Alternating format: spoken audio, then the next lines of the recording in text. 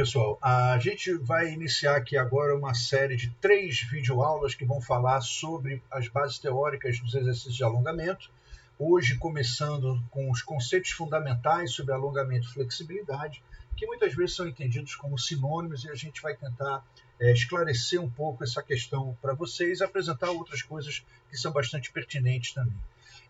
Logo de cara, é importante a gente entender que o alongamento ele é um movimento natural que as pessoas fazem no seu dia a dia, inclusive no reino animal. Os animais costumam fazer várias vezes ao longo do dia seus movimentos de alongamento para gerar alguma forma de relaxamento, e que a gente entende, né? Utilizamos isso, né, como se fosse nós estivéssemos espreguiçando ao longo do dia, principalmente quando a gente acorda e tudo mais. Então é um movimento natural que todos nós fazemos. Mas será que existe diferença entre alongamento e flexibilidade, ou a gente pode utilizar as duas expressões como se fossem sinônimos? Isso é um assunto um tanto delicado e polêmico que não encontra consenso na literatura científica. Vocês vão encontrar variadas formas diferentes de apresentar isso aqui, desde os que acham que é absolutamente tudo a mesma coisa, como aqueles que discriminam bastante, às vezes até exacerbadamente, né, os dois termos. Eu vou apresentar a vocês a minha visão nesse momento. Sintam-se à vontade para discordar do que eu vou apresentar aqui. O que eu entendo é que o alongamento ele é referente ao músculo e a flexibilidade é referente à articulação. Então, o alongamento ele é utilizado para você poder fazer relaxamento dos músculos. E, com base nisso, na maior parte das vezes, pelo menos, você vai utilizar esforços submáximos para poder atingir esse objetivo.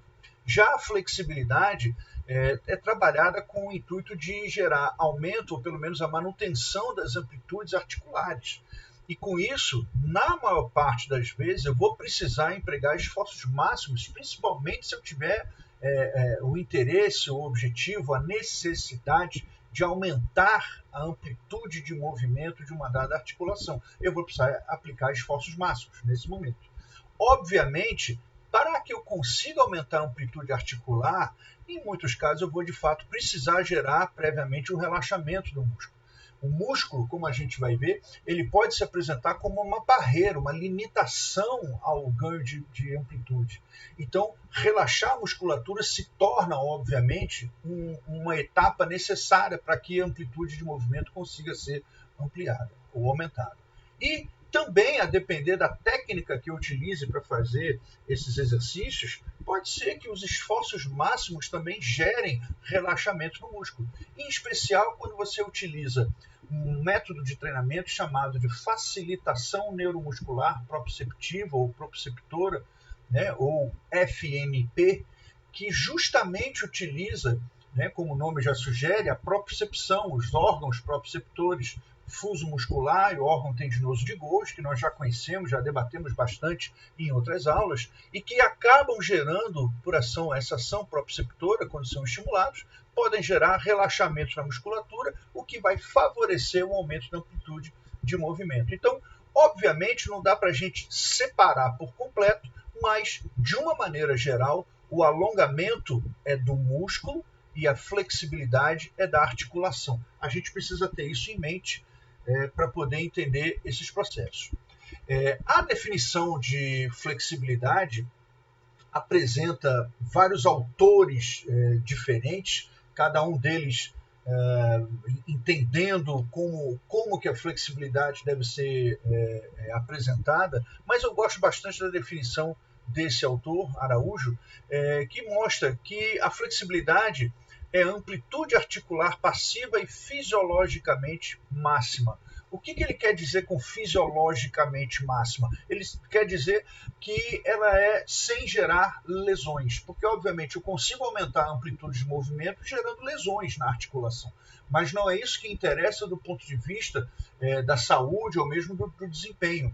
Então, fisiologicamente máxima vai representar para a gente que é o máximo de amplitude de movimento que eu consigo executar dentro dos verdadeiros e fisiológicos limites que a articulação me apresenta. E passiva Também porque existem dois tipos principais de flexibilidade, a flexibilidade passiva e a flexibilidade ativa, e a gente vai ver que a flexibilidade passiva consegue gerar amplitudes maiores do que a ativa. Por que isso aqui? Examinando essas duas figuras na tela, a gente vê o mesmo movimento, a flexão do tronco. Então o indivíduo está sentado, né, com os joelhos estendidos e vai tentar flexionar o tronco para frente até conseguir que suas mãos toquem os seus pés, ou o mais próximo dos pés que conseguir. Sem que os joelhos sejam flexionados. O que acontece? Quando a gente faz isso de forma ativa, ou seja, por conta própria, eu dependo da ação dos músculos responsáveis pela flexão do quadril e do tronco para que esse movimento aconteça. Se eu tiver algum tipo de deficiência nessa musculatura, pode ser que eu fique bastante limitado para atingir amplitudes maiores. Então, o músculo, a falta de força e às vezes excesso de gordura corporal nessa região central do corpo, por exemplo, pode fazer com que haja algumas limitações ao meu movimento. Isso não implicaria dizer que a articulação propriamente dita não conseguiria gerar maior movimento. Tá? E quando eu faço esse movimento com uma ajuda externa, eu gero então a flexibilidade passiva. A externa, né, a passiva pode ser, esses recursos externos podem ser alguma pessoa conduzindo o movimento do meu corpo, pode ser através do uso de equipamentos específicos, pode ser através do uso de faixas, toalhas, qualquer coisa, qualquer tipo de implemento que você utilize para poder facilitar o aumento do arco de movimento. Então, se essa pessoa que está aqui à direita fazendo a flexibilidade ativa tivesse alguém fazendo o auxílio, trabalhando como esse recurso externo, ela certamente conseguiria um arco de movimento ainda maior do que esse que ela já atingiu. Então, a flexibilidade passiva, num aspecto geral, ela tende sempre a ser maior do que a flexibilidade ativa. Então, se você pretende identificar o nível de flexibilidade de alguém, é importante que esse teste, esse procedimento de testagem e avaliação seja feito de forma passiva e não de forma ativa. Entre as várias barreiras naturais que a gente tem no nosso corpo, né, as barreiras anatômicas que vão limitar, em boa parte, o nosso movimento. Então, por exemplo, se eu tenho músculos extremamente rígidos, né, uma rigidez músculo-tendínea, né, dos músculos e dos tendões, isso pode limitar a minha amplitude de movimento. Também é possível que o músculo extremamente volumoso gere uma barreira a esse movimento. Isso é muito comum em indivíduos, por exemplo, fisiculturistas, em que o volume do bíceps é extremamente grande e, a partir disso, a flexão do cotovelo fica limitada por esse volume muscular exacerbado. Mas isso não quer dizer que a articulação dele propriamente não consiga mobilizar mais do que aquilo. É que ele tem uma barreira do músculo, uma barreira externa naquele momento, externa à articulação, que impede que o movimento consiga seguir em frente.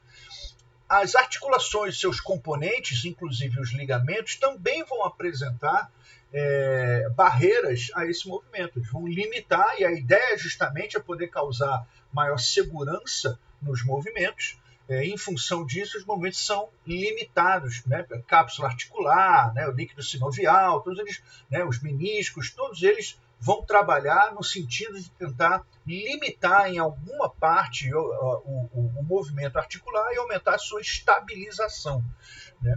Os ossos também podem apresentar barreiras anatômicas importantes, né? Gerando alguns encaixes articulares, né? Por exemplo, acontece isso na extensão do joelho ou do cotovelo. Quando você chega ao limite em que há um encaixe articular, você não tem como aumentar a amplitude de movimento a partir daquilo. Mesmo que você faça treinamentos muito específicos, você não consegue alterar a amplitude de movimento daquela forma em função dessas barreiras anatômicas ósseas. Quanto aos ligamentos, a gente vai ver algo que é bastante interessante também. É interessante a gente saber que algumas pessoas nascem com a deficiência de um tecido conjuntivo que forma os ligamentos das nossas articulações. Isso faz com que os ligamentos se tornem mais frouxos, as articulações mais maleáveis a partir disso. É uma condição chamada de hiperlassitude ligamentar, que faz com que esses ligamentos se tornem dessa forma mais laços ou mais frouxos, e isso gera uma maior mobilidade, chamada hipermobilidade articular. Então as pessoas passam a ter uma flexibilidade, um nível de flexibilidade global muito acima do que era esperado para a idade e para o sexo, né? Então muito acima do normal. E é interessante a gente saber que esse mesmo tecido conjuntivo que forma esses ligamentos nas articulações forma também um ligamento lá no coração que vai limitar o movimento da válvula mitral, a válvula bicúspide, aquela válvula que separa o átrio esquerdo do ventrículo esquerdo. Então, quando a válvula se mexe, né, o átrio se contrai, a válvula se abre dessa forma, faz esse tipo de movimento para que o sangue possa passar do átrio para o ventrículo. Quando o ventrículo vai se contrair, o sangue tem que sair pela aorta e ser distribuído por todo o corpo, a válvula precisa se fechar novamente. O que limita esse movimento dessas palhetas da válvula é justamente a presença desse ligamentozinho que vai se ligar até um músculo pequenininho chamado músculo papilar lá dentro do coração. A deficiência desse tecido conjuntivo deixa esse ligamento papilar também frouxo e a partir disso, eventualmente, a válvula, quando retorna à sua posição original, acaba passando um pouco do ponto. Isso é o chamado prolapso de válvula mitral. A partir disso, quando em prolapso, o ventrículo se contrai, ao invés de apenas jogar o sangue na direção da aorta para distribuir por todo o corpo, parte do sangue faz um refluxo em direção ao átrio, o que gera a necessidade de alguns batimentos extras, algumas sístoles extras, para que possa corrigir o fluxo e normalizar a situação até que espontaneamente as válvulas voltem a se fechar como deveriam. As pessoas que têm essa hipermobilidade articular, devido a essa hiperlassitude dos ligamentos, têm 6 vezes mais chance de apresentar prolapso de válvula mitral. E é o que a gente vai ver na próxima imagem. Então, como a gente acabou de entender, fazendo aqui a imagem, mostrando para vocês a comparação de flexibilidade, amplitudes articulares em várias articulações do nosso corpo, em vários movimentos em cada uma dessas articulações, fazendo a comparação entre os indivíduos assintomáticos e aqueles que apresentam prolapso de válvula mitral, destacados aqui em vermelho para facilitar a identificação. Então, o que a gente vê? As pessoas com prolapso de válvula mitral apresentaram sempre, ou quase sempre, apenas em um ou outro movimento, não houve uma diferença estatística ou mesmo visual nos dados a respeito das amplitudes de movimento daquela articulação. Então, vejam que sempre os indivíduos que apresentavam prolapso de válvula mitral tiveram mais flexibilidade, o que justamente vem ao encontro do que foi explicado ainda há pouco, sobre a hipermobilidade e a hiperlassitude ligamentar. Outro aspecto que também é interessante a gente entender, e essa imagem na tela agora nos dá 3 informações muito importantes. A primeira delas é que com a idade, com o envelhecimento, há uma tendência natural da flexibilidade ser diminuída. Então, não é nada fora do convencional você encontrar pessoas com maior idade, pessoas de meia idade, por exemplo, já idosas, apresentando níveis globais de flexibilidade menores do que indivíduos jovens. Isso é esperado que aconteça por uma série de razões. Também é importante a gente observar que as mulheres, em todas as fases da vida, tendem a ter flexibilidade maior do que os homens. Isso em todas as fases da vida. O que não quer dizer que qualquer mulher será mais flexível do que qualquer homem. Aí a gente não está pensando em termos populacionais, a gente vai particularizar essas ações. Então, pensando em modo global, populacional, as mulheres tendem a ter mais flexibilidade do que os homens. E outro aspecto que é apresentado aqui é que essas diferenças não são tão grandes na infância e na pré-adolescência. Apenas quando chega da adolescência para a vida adulta é que as diferenças entre homens e mulheres ficam mais expressivas. Então a imagem vai mostrando, além das linhas que são apresentadas aqui, através do tempo, as imagens aqui das crianças e dos pré-adolescentes né, bem próximos, né, meninos e meninas, bem perto. Quando a gente chega na adolescência, já há um distanciamento, mostrando justamente essa diferença entre rapazes e as moças, e daí para frente, mulheres e homens adultos, e até idosos e idosas, também apresentando essas diferenças. O curioso é que a perda de flexibilidade com o passar do tempo não é uniforme para todas as articulações ou todos os movimentos.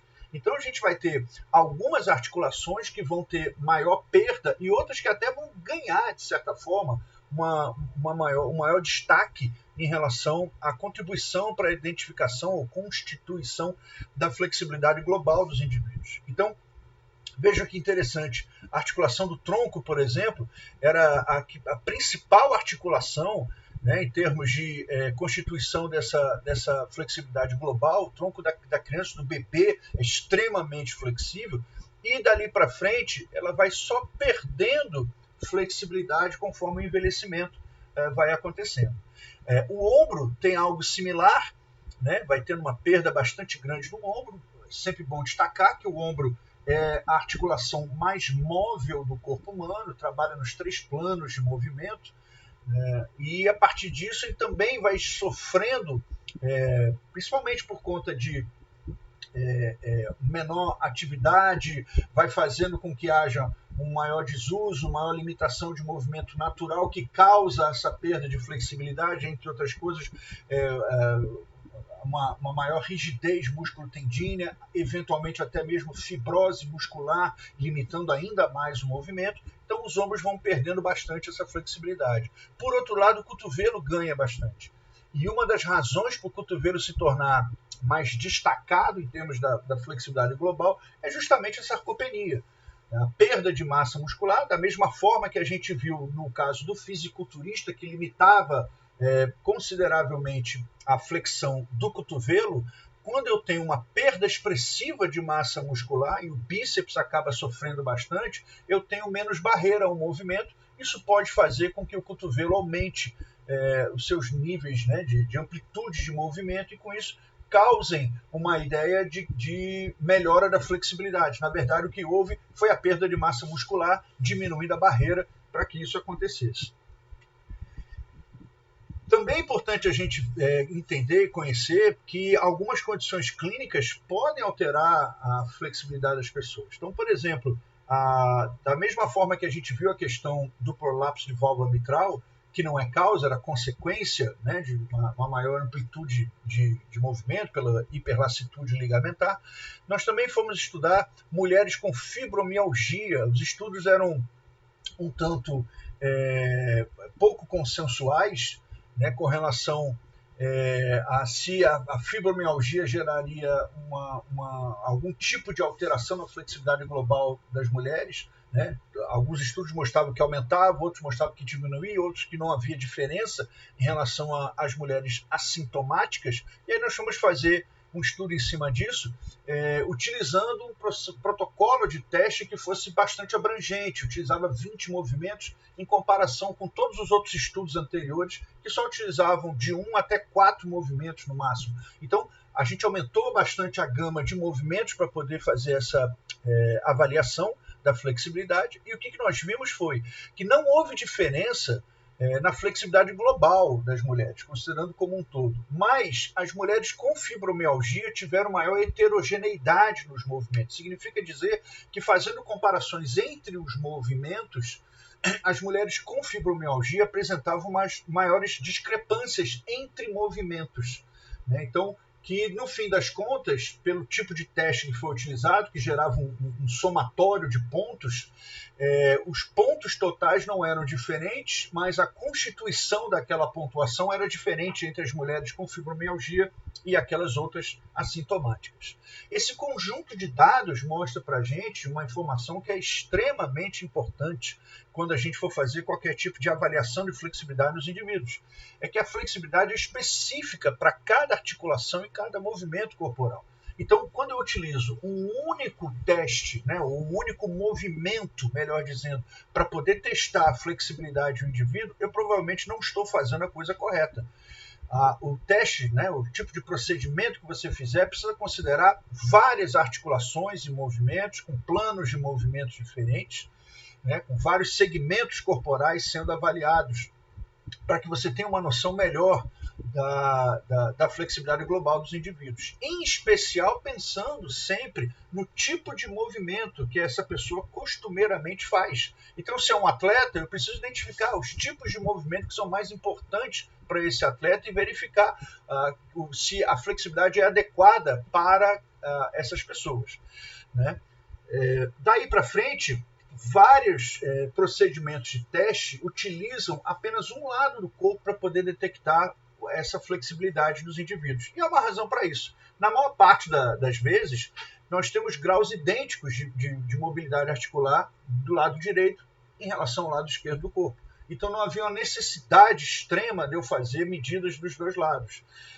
Não que vá, se você utilizar procedimentos como a goniometria, por exemplo, que vai medir em graus, em frações de graus, né, cada amplitude de movimento, você vai encontrar diferença de um lado para o outro. Mas são diferenças que, na verdade, são pequenas e, do ponto de vista funcional, não representam grande preocupação. Então, você pode medir de um lado só e identificar, a partir disso, a flexibilidade global do indivíduo como um todo. Mas, obviamente, existem algumas exceções. Então, por exemplo, se uma pessoa apresenta algum tipo de deficiência ou disfunção, seja neurológica, muscular ou articular, que indique a possibilidade de diferença de um lado e o outro do corpo, é importante que você faça a medida dos dois lados, então. Tá? Da mesma forma, atletas que participam, atletas ou esportistas, né, aqueles que não são atletas, mas que praticam determinadas modalidades, mesmo sem o conceito de treinamento e competição, mas praticantes de modalidades ou atletas, que sejam extremamente unilaterais, que é o que acontece com tênis, com voleibol, com beisebol, que são modalidades bastante unilaterais e, a partir disso, podem gerar graus de mobilização articular um tanto quanto diferentes. Última informação dessa videoaula, nós também vamos testar algo interessante. A questão era, será que quanto maior o nível de atividade física que uma pessoa faça, também maior será seu nível de flexibilidade? E a gente vai ver que não. A flexibilidade independe do nível de atividade física, tanto em adolescentes como em adultos. Então, mesmo aqueles indivíduos mais ativos, em ambos os grupos etários, não apresentavam nível de flexibilidade que fosse diferente em relação aos indivíduos que eram menos ativos. O que a gente entende é que, provavelmente, o que vai determinar a flexibilidade do indivíduo é o padrão de movimento que ele realize, e não a quantidade total de atividade que ele faça.